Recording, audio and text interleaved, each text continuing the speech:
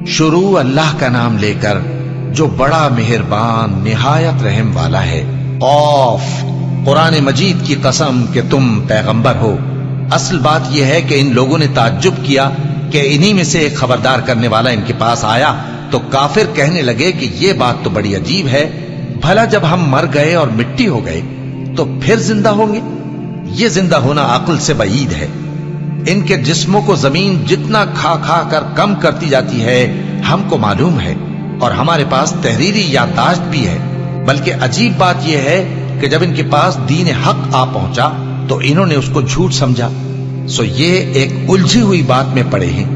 کیا انہوں نے اپنے اوپر آسمان کی طرف نگاہ نہیں کی کہ ہم نے اس کو کیسے بنایا اور سجایا اور اس میں کوئی شگاف تک نہیں؟ اور زمین کو دیکھو، اسے ہم نے پھیلایا اور اس میں پہاڑ رکھ دیے اور اس میں ہر طرح کی خوشنما چیزیں اگائیں تاکہ رجوع لانے والے بندے ہدایت اور نصیحت حاصل کریں۔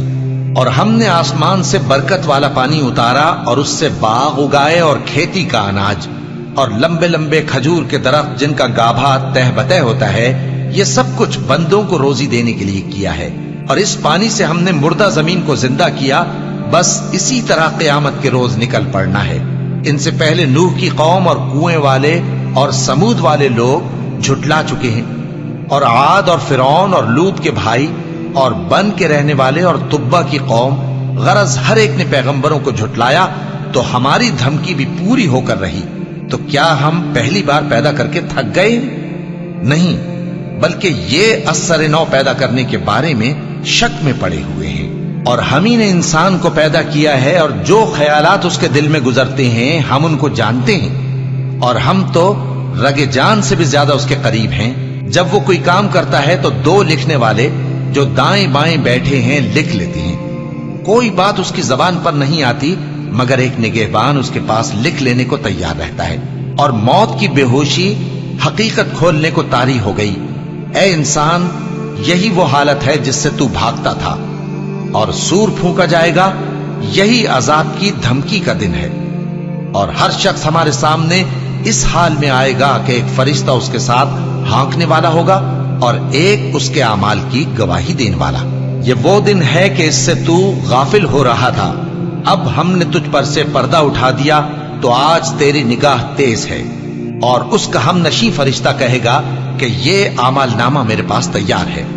حکم ہوگا کہ ہر سرکش ناشکرے کو دوزخ میں ڈال دو، جو مال میں بخل کرنے والا، حد سے بڑھنے والا، شبہ نکالنے والا تھا، جس نے اللہ کے ساتھ اور معبود مقرر کر رکھے تھے، تو اس کو سخت عذاب میں ڈال دو۔ اس کا ساتھی شیطان کہے گا کہ اے ہمارے پروردگار، میں نے اس کو گمراہ نہیں کیا تھا بلکہ یہ آپ ہی رستے سے دور بھٹکا ہوا تھا۔ اللہ کہے گا کہ میرے حضور میں رد و قد نہ کرو، میں تمہارے پاس پہلے ہی عذاب کی وعید بھیج چکا تھا۔ میرے ہاں بات بدلہ نہیں کرتی اور میں بندوں پر ظلم کرنے والا نہیں۔ اس دن ہم دوزخ سے پوچھیں گے کہ کیا تو بھر گئی؟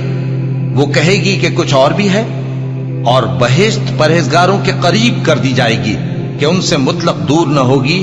یہی وہ چیز ہے جس کا تم سے وعدہ کیا جاتا تھا، یعنی ہر رجوع لانے والے، حفاظت کرنے والے سے، جو رحمان سے بن دیکھے ڈرتا رہا اور رجوع کرنے والا دل لے کر آیا، اس میں سلامتی کے ساتھ داخل ہو جاؤ۔ یہ ہمیشہ رہنے کا دن ہے، وہاں جو چاہیں گے ان کے لیے حاضر ہوگا۔